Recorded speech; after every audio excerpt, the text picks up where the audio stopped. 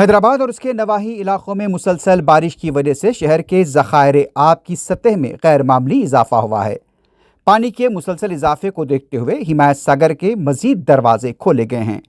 गुज़िश्ता रात एक दरवाज़ा खोला गया था और आज मजीद 3 दरवाजे खोले गए हैं।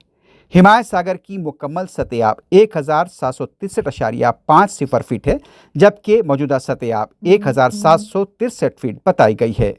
हिमायत सागर के जुमला 17 दरवाजे हैं।